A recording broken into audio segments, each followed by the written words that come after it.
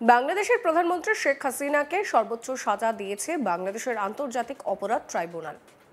শেখ হাসিনাকে যে 3টে অভিযোগে দোষী সাব্যস্ত করা হয়েছে সেগুলো হলো উস্কানি দেওয়া, জানে শেষ করা এবং দমন পীড়ন আটকানোর ক্ষেত্রে পুলিশকে নিষ্ক্রিয় করে রাখা। এদিকে শেখ হাসিনার সর্বোচ্চ সাজা ঘোষণার পর শুরু হয়ে গিয়েছে বিক্ষোভ। বাংলাদেশের রাস্তায় আওয়ামী লীগের সমর্থকরা যাতে সেইভাবে সক্রিয় হতে না পারে তার জন্য আগে থেকেই পর্যাপ্ত নিরাপত্তা ব্যবস্থা রাখা হয়েছিল, কিন্তু এরই মাঝে ঘটে গেল বিপত্তি। বাংলাদেশের অন্তর্বর্তী সরকারের প্রধান উপদেষ্টা মোহাম্মদ ইউনূসের আর এক উপদেষ্টাকে রাস্তায় দেখতে পেয়ে মারমুখী হয়ে ওঠে হাসিনার এক সমর্থক। তাকে গাড়ি থেকে নামতে দেওয়া পর্যন্ত হয়নি। দেখুন ভিডিও।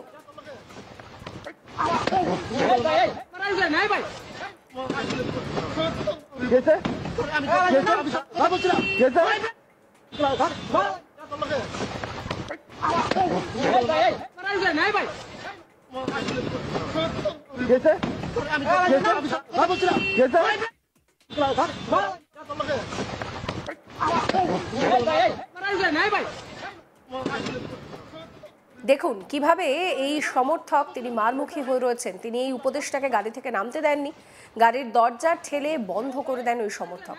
এরপর অবশ্য তাকে ঘিরে ফেলা হয়। হাসিনাকে নিয়ে বাংলাদেশের আন্তর্জাতিক অপরাধ ট্রাইব্যুনাল যে রায় দিয়েছে তারপরে খুব স্বাভাবিকভাবেই চাঞ্চল্য ছড়িয়েছে। আপনাদেরকে সেই ভিডিও দেখালাম। প্রসঙ্গত বাংলাদেশের প্রধানমন্ত্রী শেখ হাসিনাকে সর্বোচ্চ সাজা দিয়েছে বাংলাদেশের আন্তর্জাতিক অপরাধ ট্রাইব্যুনাল। শেখ হাসিনাকে যে 3টে অভিযোগে দোষী সাব্যস্ত করা হয়েছে সেগুলো হলো উস্কানি দেওয়া, জানে শেষ করা এবং দমন পীড়ন আটকানোর ক্ষেত্রে পুলিশকে নিষ্ক্রিয় করে রাখা।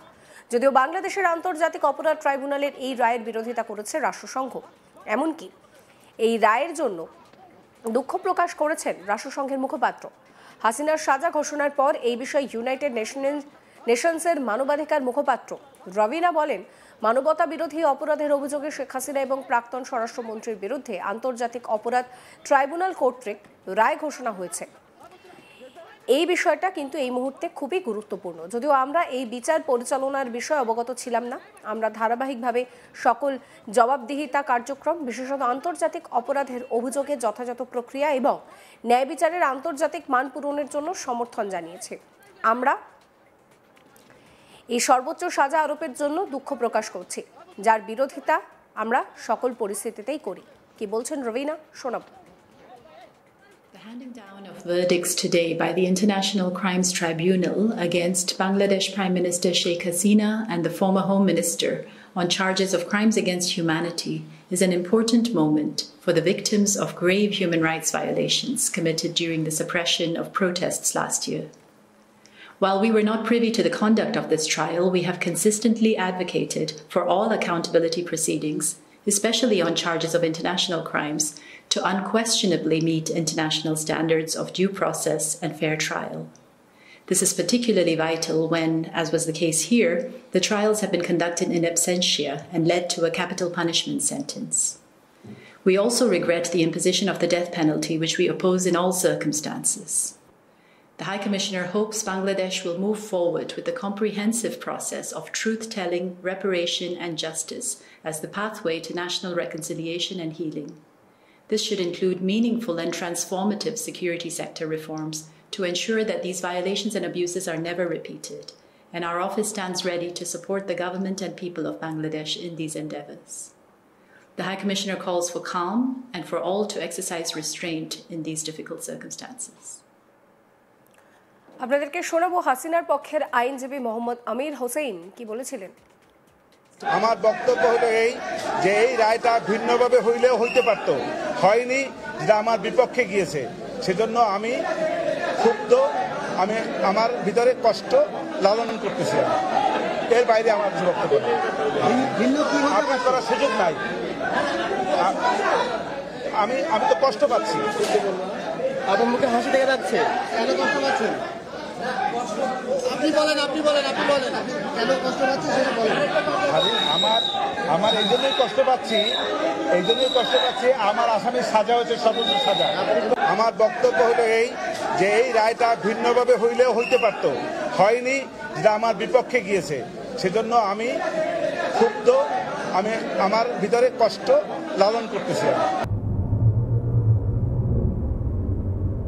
এর বাইরে আমার কিছু বক্তব্য নেই। ভিন্ন কি হতে আপিল করার সুযোগ নাই। আমি আমি তো কষ্ট পাচ্ছি। আপনার মুখে হাসি দেখা যাচ্ছে, কেন কষ্ট পাচ্ছেন? আপনার মুখে হাসি দেখা যাচ্ছে, কেন কষ্ট পাচ্ছেন? আপনার মুখে হাসি দেখা যাচ্ছে, কেন কষ্ট পাচ্ছেন? আপনি বলেন কেন কষ্ট পাচ্ছেন সেটা বলেন। আমার এই জন্যই কষ্ট পাচ্ছি, আমার আসামির সাজা হচ্ছে সর্বোচ্চ সাজা। এবার আপনাদেরকে শোনাবো সাজা ঘোষণার পর বিএনপি নেতা সালাউদ্দিন আহমেদ কি বলেছিলেন। আন্তর্জাতিক অপরাধ ট্রাইব্যুনাল আদালতে আজকে একটা ন্যায় বিচার প্রতিষ্ঠা হয়েছে। তবে আসামি ফ্যাসিস্ট শেখ হাসিনা, আসাদুজ্জামান কামাল এবং সাবেক আইজিপি মামুন, তাদের অপরাধের তুলনায় এই সাজা যথেষ্ট কম, কিন্তু আইনের উপরে কোনো সাজা নাই। সেজন্য মাননীয় বিচারকগণ সর্বোচ্চ সাজা হিসাবে একটি অপরাধে মৃত্যু কারাদণ্ড দিয়েছে শেখ হাসিনার, আর একটি অপরাধে মৃত্যুদণ্ড এবং অন্যান্য অপরাধগুলো বিবেচনায় নিয়ে তাদের সম্পত্তি বাজেয়াপ্ত। আসাদুজ্জামান কামালের মৃত্যুদণ্ড এবং আইজিপি মামুনের বিচার কার্যে সহযোগিতার জন্য তার সাজা কমিয়ে দেওয়া হয়েছে। তবে আরো অনেক মামলা তাদের বিরুদ্ধে আছে এবং সেই মামলাগুলো আশা করি ন্যায় বিচার প্রতিষ্ঠা হবে, সবাই সুবিচার পাবে। আজকের এই আদালতের রায়ের মধ্য দিয়ে কয়েকটি জিনিস প্রমাণিত। ফ্যাসিস্ট স্বৈরাচার যত শক্তিশালী হোক, যত দীর্ঘদিনই রাষ্ট্র ক্ষমতা অবৈধভাবে পরিচালিত করুক, ক্ষমতা ভোগ করুক, তারা একদিন না একদিন আদালতের কাঠগড়ায় তাদের দাঁড়াতেই হবে। বাংলাদেশে গুম, খুন, অপশাসন এবং বৈষম্যের যে রাষ্ট্র ব্যবস্থা কায়েম করেছিল শেখ হাসিনা, একদলীয় রাষ্ট্র ব্যবস্থা এবং একদলীয় সরকার ব্যবস্থা প্রতিষ্ঠার যে উদগ্র বাসনা চরিতার্থ করতে চেয়েছিল, তা সম্ভব হয় নাই।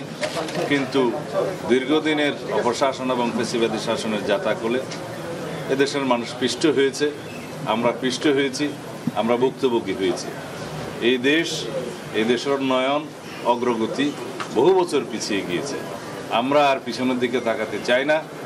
দেশে ন্যায় বিচার প্রতিষ্ঠা হবে সর্বক্ষেত্রে, আইনের শাসন প্রতিষ্ঠা হবে সর্বক্ষেত্রে এবং এর মধ্য দিয়েই আগামী দিনে একটি শক্তিশালী গণতান্ত্রিক রাষ্ট্র বিনির্মাণ হবে।